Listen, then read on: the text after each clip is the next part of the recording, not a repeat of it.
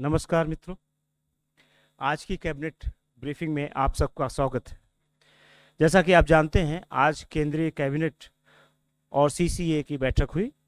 बैठक में लिए गए महत्वपूर्ण निर्णयों के बारे में आप सबको जानकारी देने के लिए माननीय सूचना एवं प्रसारण मंत्री श्री अश्विनी वैष्णव जी उपस्थित हैं। साथियों माननीय नमस्कार। आज कैबिनेट में माननीय प्रधानमंत्री श्री नरेंद्र मोदी जी की अध्यक्षता में सबसे बड़ा जो फैसला आज लिया गया वो सबसे पहले आपके सामने रखूंगा। वो है किसानों के वेलफेयर से रिलेटेड है। It's related to the welfare of our farmers. आप सब जानते हैं कि इन थर्ड टर्म में पहले 100 दिन के अंदर अंदर ही किसानों के लिए बहुत बड़े बड़े फैसले लिए गए और ये फैसले पिछले 10 वर्षों के जो एक पूरा ट्रांसफॉर्मेटिव डिसीजंस हैं उसी क्रम में सारे के सारे डिसीजंस हैं। और इन सब फैसलों में आप देखोगे there is a clear thought process. वो थॉट प्रोसेस है किसानों की रिस्क कम हो, इनकम बढ़े, साइंटिफिक इनपुट टेक्निकल इनपुट्स बढ़े, क्वालिटी बढ़े, वैल्यू एडिशन कर सके। इन सब चीज़ों को ध्यान में रख के कई फैसले लिए गए। ये जो पहली स्लाइड आपके सामने है, जो 17 बड़े फैसले इस ऐतिहासिक थर्ड टर्म में लिए गए उससे रिलेटेड है। और आज उसी कड़ी में रबी मार्केटिंग सीजन के लिए एमएसपी अप्रूव हुआ है। और जैसा आपने देखा खरीफ में, वैसे ही रबी में भी एक जबरदस्त बड़ी बढ़ोतरी की गई है। There is a significant increase in the MSP for rabi price. Background आप सब जानते हैं कि commission for agriculture cost and prices वो कंप्लीट एक एनालिसिस करता है। कॉस्ट कितनी है, मार्केट कंडीशन कैसी है, उन सब को देखने के बाद में जो सबसे बड़ा फैक्टर होता है, the biggest factor is that the price should be at least 50% above the cost. वो सबसे बड़ा फैक्टर होता है। उस आधार पे जो 6 रबी क्रॉप्स हैं, उन 6 रबी क्रॉप्स का आप पहला कॉलम देखेंगे, ये उसकी कॉस्ट आएगी इस साल के रबी सीजन में as per the projections of CACP. उसके आधार पे जो सेकंड कॉलम है वो है पिछले साल का एमएसपी। उसके आधार पे इस साल का जो एमएसपी है वो आपके सामने रखा गया है थर्ड कॉलम में। और एक्चुअली देखो तो फोर्थ कॉलम में एमएसपी फॉर रबी, ये वाला कॉलम, ये वाला कॉलम, इस कॉलम में आपको रबी की एमएसपी दी गई है और सिग्निफिकेंट इंक्रीज है। हम देखेंगे अगर वीट है, गेहूं के लिए 150 रुपये बढ़ाया गया है, बार्ले यानी जौ के लिए 130 रुपये बढ़ाया गया है, ग्राम यानी चने के लिए 210 रुपये बढ़ाया गया है, मसूर के लिए 275 रुपीज़ बढ़ाया गया है, और सरसों के लिए 300 रुपये की बढ़ोतरी की गई है, और सैफ्लावर यानी कुसुम उसके लिए 140 रुपीज़ की बढ़ोतरी की गई है। मैं आप सबका ध्यान विशेषकर इस फोर्थ कॉलम, लास्ट कॉलम की तरफ ध्यान देना चाहूंगा। इस कॉलम पे आप सब जरूर ध्यान दें। एक एक आइटम पे जो कॉस्ट है, कॉस्ट से कितना ज्यादा एमएसपी है, वो इस कॉलम में क्लियरली दिखाया गया है। जो कई बार नैरेटिव की और फेक नैरेटिव की लड़ाई लड़ना चाहते हैं, उनके सामने ये सच के आंकड़े अगर परोसोगे तो कई बातें अपने आप में स्पष्ट हो जाएगी। गेहूं में कॉस्ट से 105 गुना 5%, 105%, 100% यानी कॉस्ट का प्रैक्टिकली डबल। आप देखो गेहूं की कॉस्ट है, प्रोजेक्टेड कॉस्ट है 1182, 1182, और एमएसपी कितनी है 2425, यानी प्रैक्टिकली डबल, राइट। 105% ज्यादा है, हिसाब से कितनी होनी चाहिए 50%। कितनी यहाँ पे है 105%. It should be normally 50% more than the cost, but in this case this is 105% more, which means it is practically double of the cost. Same is the case with barley, gram, lentil, mustard and safflower. 60% more in case of barley, 60% more in case of grams, 89% more in case of lentils, masoor, and 98% more in case of mustard, 50% more in case of safflower. So this is the real welfare of farmers, and that is why we have seen across the country huge support for government's policies among the farming communities. And that is visible, multiple events, multiple changes, multiple things which have happened in the past. हर बार बार यही दिखाई देता है कि किसानों की जिंदगी में जो एक मेजर ट्रांसफॉर्मेटिव चेंज आया है, उसके कारण उनका गवर्नमेंट के प्रति हमेशा एक सद्भावना है, एक गुड फीलिंग है. मैं आपको अगर इसको कंपैरिजन कराना चाहूंगा एक बार, 2014-15 में जो एमएसपी थी उसके कंपैरिजन में आप देखो, ये 2014-15 की एमएसपी है. 2014-15 की एमएसपी है ये. अगर इसके कंपैरिजन में आप देखोगे तो ये आज की एमएसपी, ये लास्ट कॉलम में कितने गुने हैं, how many times is the MSP increased. तो जो बार बार एक फेक नैरेटिव चलाने की कोशिश करते हैं लोग, उनके सामने आप लोग ये जरूर प्रेजेंट करो. गेहूं में हो, बार्ले में हो, ग्राम में हो, चने में हो, मसूर में हो, सरसों में हो या कुसुम में हो, करीब करीब सभी में प्रैक्टिकली 2 गुने के बराबर एवरेज डबल हो गई है एमएसपी इन 10 वर्ष. It's a very big contribution to the farmers income. और अगर मैं अमाउंट परचेज्ड का फिगर आपके सामने रखूं, एमएसपी पे कितना amount, value of the crop purchased, value of the produce purchased at MSP, 2004 से 2014 के बीच में,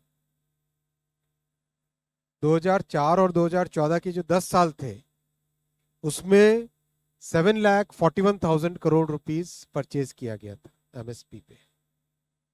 और 2014 से 2024 का जो 10 साल का पीरियड है, कॉरेस्पॉन्डिंग पीरियड है जो, इन दैट पीरियड एमएसपी पर 20,64,000 करोड़ रुपए की वैल्यू का क्रॉप खरीदा गया है. I am repeating, in the period 2004 to 14, total 22 crops which were purchased at MSP, the procurement value was 7,41,000 crore, 7,41,000 crore, 7,41,000 crores. And in the period 2014 to 2024, the procurement value at MSP is 20,64,000 crore. See the difference, 7 lakh crore, 20 lakh crore. It's huge, humongous, very big difference. And I was watching some interviews by one of the TV channels जो अभी कुछ दिनों पहले हरियाणा में जाके किसानों के interviews ले रहे थे. One after the other, NDTV channel था शायद या इंडिया टीवी, दोनों में से कोई एक था. तो वो जा रहे, जब किसानों का इंटरव्यू ले रहे थे, किसान बार बार एक ही चीज कह रहे थे कि हमको जो एमएसपी पे मिला है वो अनबिलीवेबल है, वो बहुत अच्छा है, बहुत सेटिस्फाइंग है. और इसीलिए जो सो कॉल्ड किसानों के पुरोधा होते हैं, उन लोगों की बात के बजाय किसान आज गवर्नमेंट की इन अच्छी पॉलिसीज को, प्रधानमंत्री श्री नरेंद्र मोदी जी की इन अच्छी पॉलिसीज को फॉलो करते हैं. ये आपके सामने बहुत बड़ा एक पहला फैसला रखा गया. दूसरा बड़ा फैसला, काशी में गंगा जी पर एक नया पुल. काशी में आज गंगा जी पे मालवीय ब्रिज बना हुआ है। ये जो ब्रिज आप देख रहे हैं ये है मालवीय ब्रिज। ये पिक्चर लिया गया है, ये वाली साइड काशी है, दूसरी वाली साइड पंडित दीनदयाल उपाध्याय टर्मिनल वाली साइड है। ये आपको लैंडमार्क यहाँ पे दिखाई दे रहा होगा, नमो घाट वाला, दोनों हाथ जोड़े हुए हैं ना, नमो नमो नमस्ते, वो वहां से ये पिक्चर लिया हुआ, राइट। और आप सब जानते ही हैं हमारी संस्कृति में गंगा जी एक ही जगह पे उत्तरोगामी है, इसी जगह पे, यानी river flows from south to north. Ganga river flows from south to north at this place. This is a very unique place, very historical place. और भारत के जो ट्रांसपोर्टेशन नेटवर्क में इसकी इंपॉर्टेंस है, that also is very unique. This is the major chord from east to north and west. East से north और waste को जोड़ने वाला ये मेजर कॉरिडोर है। मालवीय ब्रिज 137 years old है, बहुत पुराना ब्रिज है, अपनी लाइफ कंप्लीट हो चुकी है, लेकिन उसको बहुत अच्छी मेंटेनेंस करने के कारण अच्छी कंडीशन में है। लगातार 2 साल पहले मैंने स्वयं इंस्पेक्शन भी किया था इसका, और प्योर एक अच्छी टेक्निकल टीम इसको लगातार इंस्पेक्ट करके मेंटेनेंस करती है।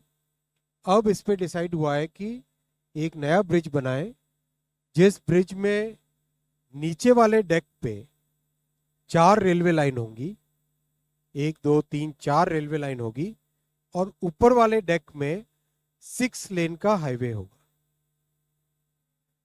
4 रेलवे लाइन और 6 लेन का हाईवे, ये वर्ल्ड में ट्रांसपोर्ट कैपेसिटी में, ट्रैफिक कैपेसिटी में one of the biggest bridges में काउंट होगा। इसलिए जरूरी है कि हमारा एंटायर ईस्ट और नॉर्थ, ईस्ट और वेस्ट, इन दोनों को जोड़ने का ये एक बहुत बड़ा कॉरिडोर है। और इस कॉरिडोर पे गंगा जी पर ये ब्रिज अपने आप में बहुत बड़ा एक मेजर लैंडमार्क है, एक मेजर कनेक्टिंग लिंक है। इस ब्रिज को कंस्ट्रक्ट करने में 2642 करोड़ रुपीस का इन्वेस्टमेंट लगेगा, 2642 करोड़, करीब 4 साल का टाइम लगेगा। बहुत ही कॉम्प्लेक्स ब्रिज है। इस ब्रिज की अगर आप फाउंडेशन समझो तो ये आप पूरा जो मंच देख रहे हो ना, ये जितना मंच देख रहे हो, इस मंच से ये फर्स्ट रो आप दिखाई दे रही है, इतना एरिया और जोड़ दो, उतना उतना एक एक पिलर का फाउंडेशन है।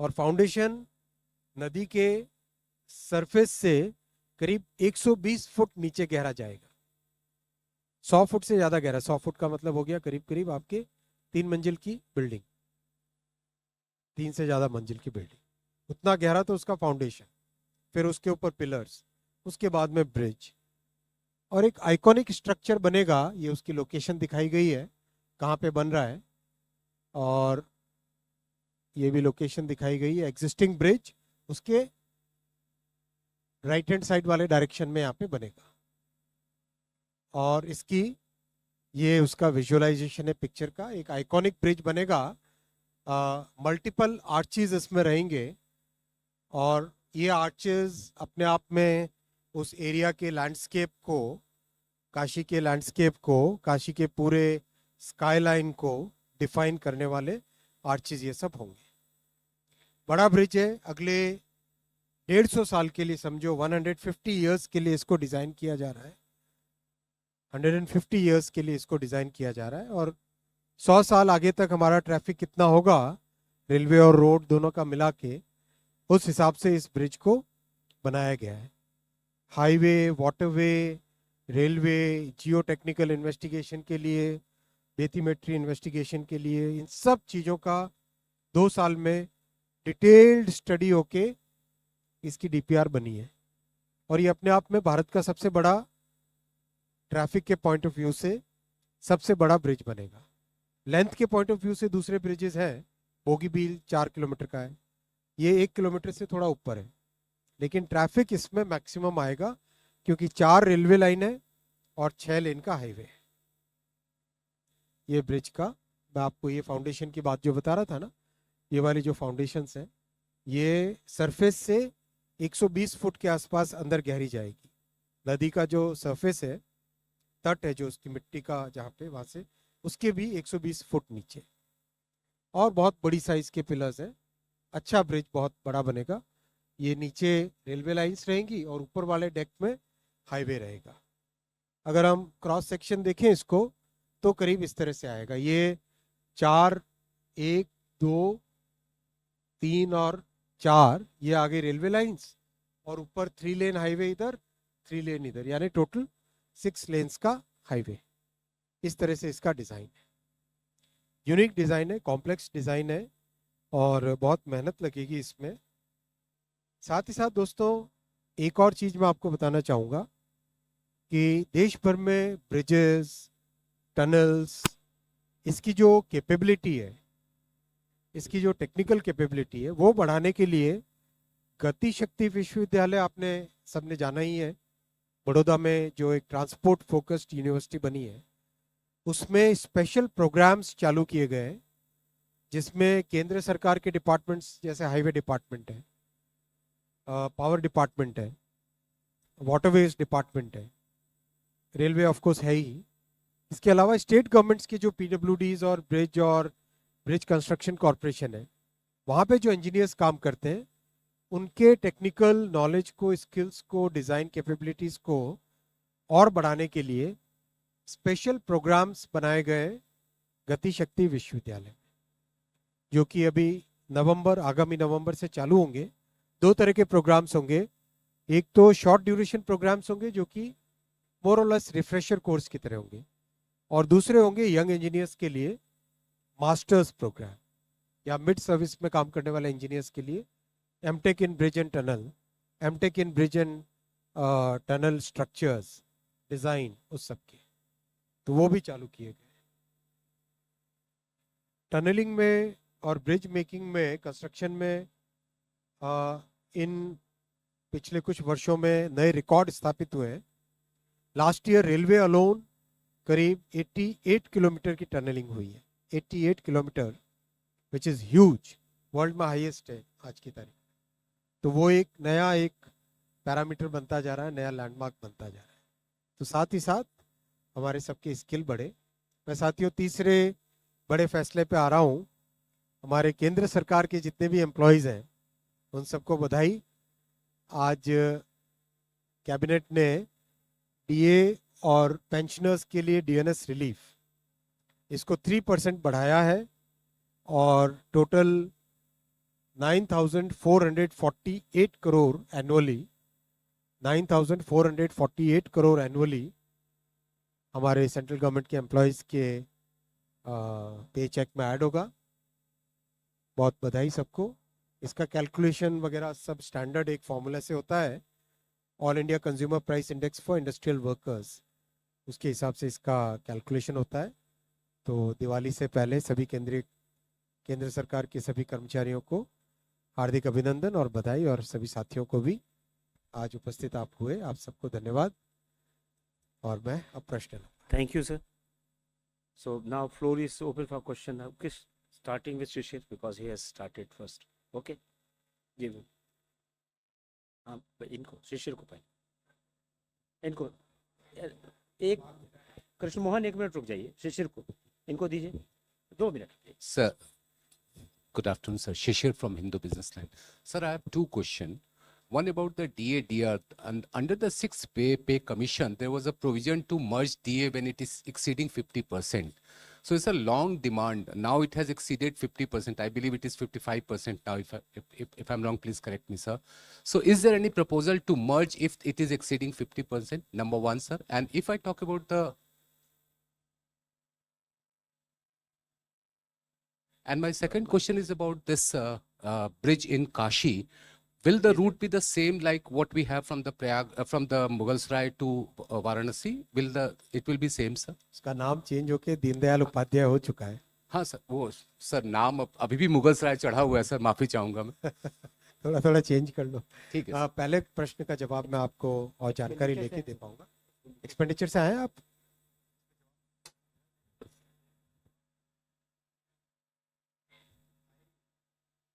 ये फैसला अभी डिस्कशन में होगा, मेरी जानकारी में नहीं है अभी। लेकिन आपका जो दूसरा वाला पॉइंट है वो बहुत इंपॉर्टेंट पॉइंट है। ब्रिज का लोकेशन आप देखो, एग्जिस्टिंग ब्रिज इसके ये वाला है, ये मालवीय ब्रिज है, राइट, आगे जो दिख रहा है इसके बिल्कुल पैरेलल नया ब्रिज बन रहा है। So the route will remain the same, but क्या ध्यान रखा गया है जो इस वाले में आपको दिखाई देगा, बेसिकली आप देखो गंगा जी के पास में जो एरिया है वो काफी एक शैलो फ्लैट बेड जैसा है, और जब गंगा जी में पानी ज्यादा आता है तब इसमें पानी स्प्रेड आउट होके एरियाज में जाता है। तो उसमें क्या होता था कि traffic used to get disrupted. So what we have designed in this is about a 15 kilometre stretch in which both sides of the bridge we continue the higher level of bridge, higher level of construction, and take it about 11 kilometers on the Prayagraj side, and then make a rail flyover. जो पुराना वाला railway line है उसके ऊपर से flyover लेके then we give the connection. आप mind में पिक्चर बना लिए होंगे इसका। इस वाले में क्लियर दिखता है क्या? दूसरी वाली साइड दिखेगा। इस वाली साइड तो करीब करीब स्ट्रेट फॉरवर्ड है। आगे जो टर्न लिया ना उसमें टर्न लेके फिर वापस ऐसे आता है, तो वो अच्छा एक कंस्ट्रक्ट, इससे हमारी रोबस्टनेस बढ़ेगी और बाढ़ वगैरह के टाइम में भी कोई ट्रैफिक का डिसरप्शन नहीं। कृष्ण मोहन जी आप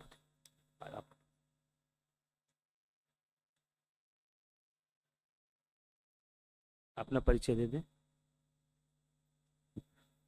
मेरा सवाल जो आपने एमएसपी बढ़ाया उसी से थोड़ा सा है, लेकिन थोड़ा सा पब्लिक इंटरेस्ट में हट के है वो। उसका आपने जो गेहूं का वीट का आपने एमएसपी है करीब 2425 रुपये रखा है, परफेक्ट सर। बट जो लोगों को परेशानी आती है, मैं भी एक किसान का बेटा हूं, लेकिन लोगों को परेशानी ये आती है कि एमएसपी पे सरकार खरीदती गेहूं है 2425 रुपये किलो, बट मार्केट में जो फ्लोर है आटा वो 30 रुपये 35 रुपये से कम कहीं नहीं जाता। वेयर दिस मनी गोज, क्योंकि it needs to be checked, क्योंकि अल्टीमेटली जो एंड प्रोडक्ट जो कंज्यूमर है वो वी आर द कंज्यूमर। तो सरकार अगर उनको 2425 रुपये देती है तो हमसे अगर 30 रुपये लिया जाता है, आटे का 1 किलो का कीमत लिया जाता है, तो ये कैसे चेक होगा? इसके लिए सरकार कोई मैकेनिज्म बनाएगी आगे आने वाले समय में? अच्छा पॉइंट है।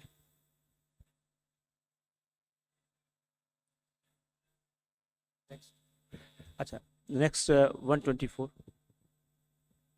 Hi, sir. I'm Piyush from India Today Aaj Tak. My question is regarding the MSP. We have seen as to how in various cabinets the government has been announcing some measures for farmers, but there are still farmers who are sitting there at the border areas. In fact, one of them said that they wanted to create a narrative for the Congress party, but Congress failed to form the government. What do you have to say to these farmers who are sitting there at the Punjab-Haryana borders?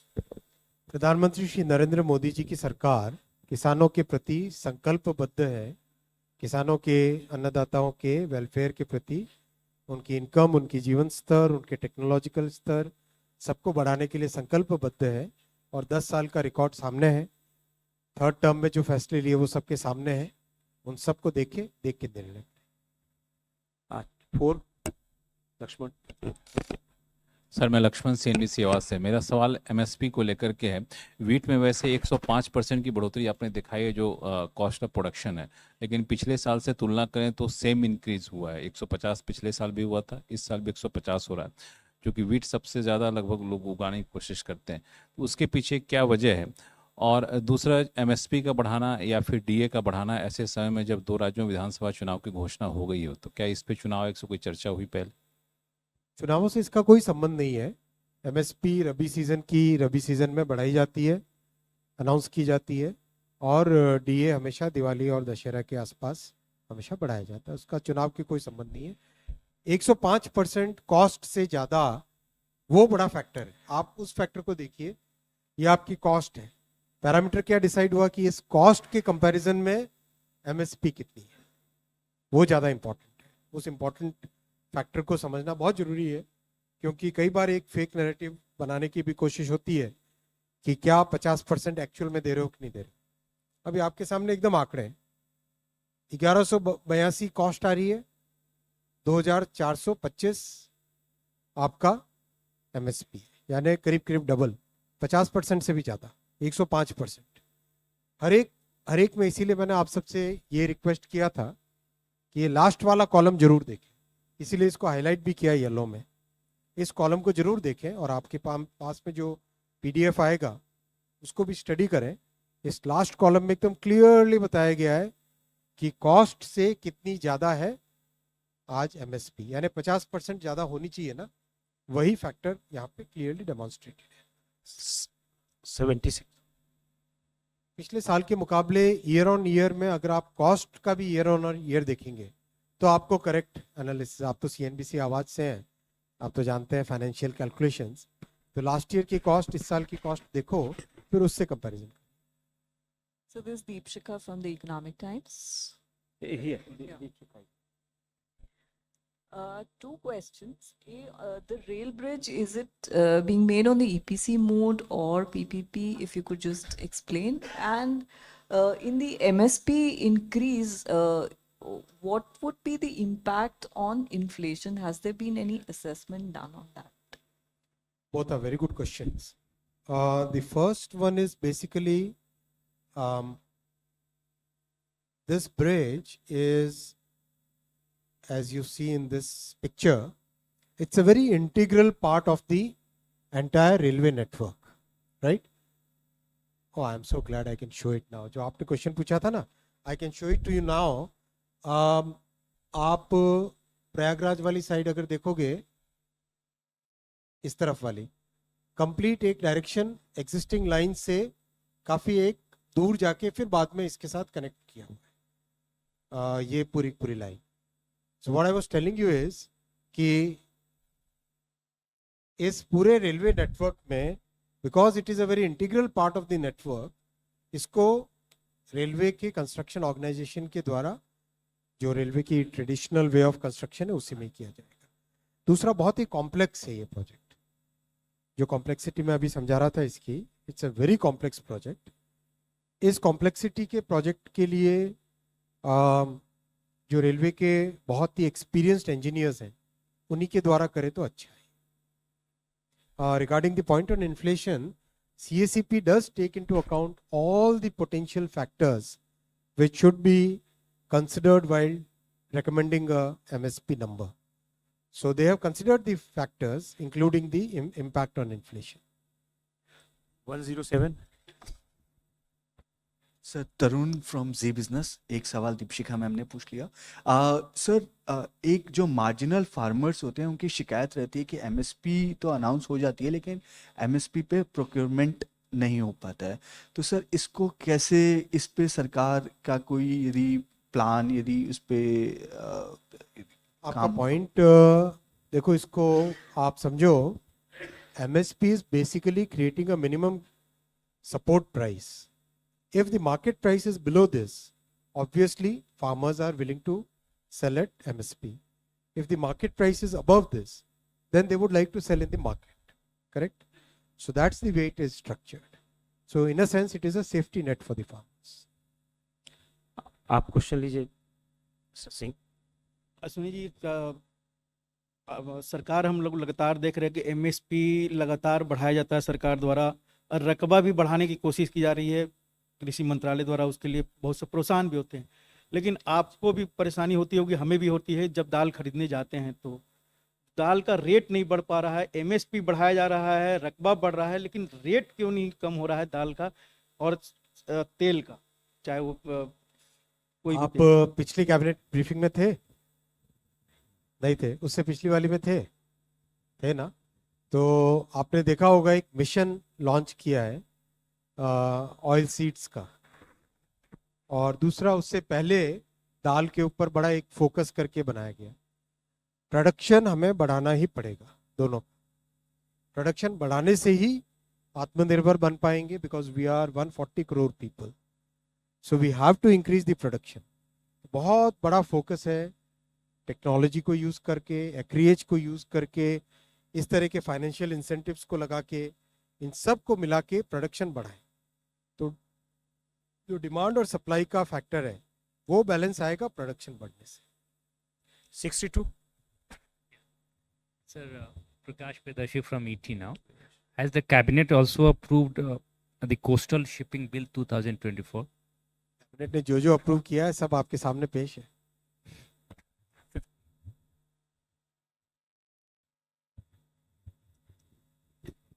Hi, sir. I'm Tvesh from Economic Times.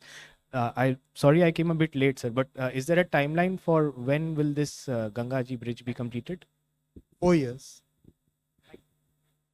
I think Thank you for using Ganga ji. 71.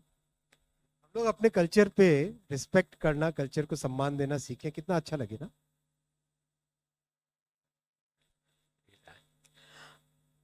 Hi, sir. Sapna here from. Hi, sir. Yes. Sapna here from CNBC TV 18. Just in addition to the inflation question, the recent CPI numbers, including food inflation, is very much on the higher side, around 36% rise in the vegetable prices, etc., etc. So, under these circumstances, I mean, of course, CACP and all of that, CPI is calculated well into the MSP and all of that. But could you give us a kind of a brief idea as to how inflationary is the MSP policy generally? Because it's a tough call for the government. You have farmers on one side, but you also have to look out. I'll for take the- this question head on. Sir. See, the Thank you, current sir. inflation reading that we have seen, I'm not at this point of time, this is cabinet briefing, this is not supposed to be a press conference. From what we have understood from RBI, it's a very seasonal blip, because before that we have seen a very sustained inflation print below 4%. So there is a very clear sense of moderation in inflation. As far as MSP is concerned, as I explained earlier, the whole idea is to give a kind of minimum support, in a sense, a safety net for the farmers. That's where the two different objectives are properly balanced. And the CACP, when it recommends a price, they look at all the factors, including inflation. 10 number. Last two questions we are taking now. Sir, you have said rupees 638 crore will be saved on the railroad bridge. Sir, any idea how many trains and cars will pass per day on that, expected to pass on that bridge? Very good question. About 24 million tons of extra cargo will pass on this bridge, and the diesel saved is of the order of about 8 crore liters. 8 crore liters diesel will be saved because of this traffic. Tonnage में finally आ जाता है, right? Everything gets converted into tonnage. So that's how the 638 crore rupees on the account of diesel saved will be calculated. 16. Sir आपने 2014-2015 के जो figure दिए थे, अपना परिचय भी दे दें please. Sanjay Sharma, India news channel से। सर आपने 2014 से 2015 और 2024-25 के जो फिगर दिए, उसमें ऐसा लगता है कि ऑलमोस्ट डबल तो हो गए। लेकिन सर उस समय 14-15 की महंगाई दर और अभी की महंगाई दर, तो आपको लगता है किसानों को उतना फ़ायदा मिला या उनकी इनकम वाकई दुगनी हुई है? ये MSP के दुगने होने की बात है। इनकम दुगने होने में और भी कई सारे फैक्टर्स है, value addition, technology, production, productivity increase हो रही है, उन सब में बहुत सारे फैक्टर्स हैं। और मध्य प्रदेश में चुनावों के दौरान मैं कई एरियाज में घूमा था, and I had actually interacted with the farmers. उनकी लाइफ में एक सिग्निफिकेंट सस्टेन्ड इम्प्रूवमेंट आया है। उड़ीसा में ज़्यादा इतना नहीं गया था, लेकिन अभी महाराष्ट्र में भी कई जगह जाना हो रहा है, तो वहाँ भी मेरा पर्सनल है। और आप सबके तो फील्ड में सभी जगह साथी हैं, तो आप सब भी फील्ड से एक्चुअल इन्फॉर्मेशन भी ले सकते हैं। If you actually ask the farmers, they do say that yes there is a significant improvement. एक लास्ट क्वेश्चन ले लें सर, लास्ट। ठीक। 273. सर मधुरेंद्र, मैं न्यूज़ नेशन से। सर जो तमाम प्रोडक्ट्स हैं रबी के, उनके दामों में काफ़ी बढ़ोतरी की गई है और ये हर साल की भी जाती है, लेकिन किसानों की एक चिंता राज्यवार देखी जाती है कि जो प्रोक्योरमेंट है वो समान नहीं है सभी राज्यों में, जिसके चलते देखा जाता है कि कुछ राज्यों के किसानों को ज़्यादा लाभ होता है, लेकिन कई ऐसे राज्य हैं जिनके किसानों को वो लाभ नहीं पहुंच पाता है।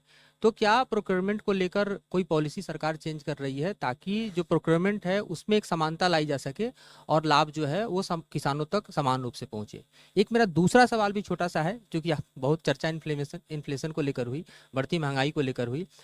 भारत ब्रांड के नाम से दाल और तमाम तरह के जो सस्टेनेबल प्रोडक्ट्स हैं वो सरकार ने लॉन्च किए थे, चाहे चावल हो, आटा हो, दाल हो, ताकि इन्फ्लेशन की मार लोगों पर कम पड़े। तो चूंकि खुशखबरी दी गई है किसानों के लिए भी और आपने दी है खास तौर पे सरकारी कर्मचारियों के लिए भी, तो क्या आम लोगों के राहत के लिए भी कोई खुशखबरी सरकार लेकर आने वाली है?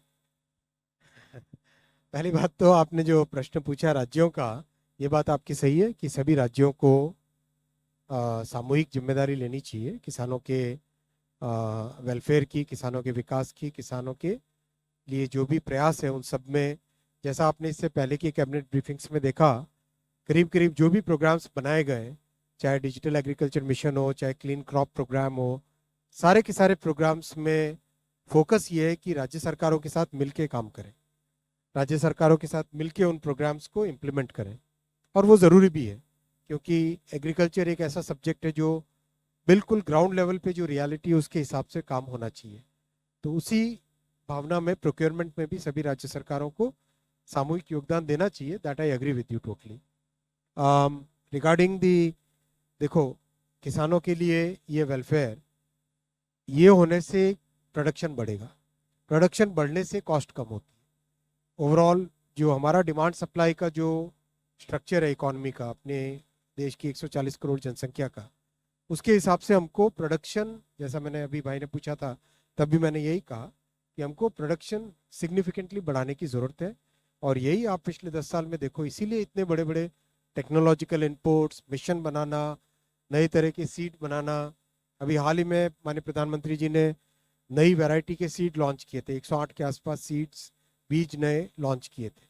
तो ये सारे के सारे प्रयास उसी दिशा में। थैंक यू सर, धन्यवाद थैंक यू आप लोगों साथियों, का। दोस्तों।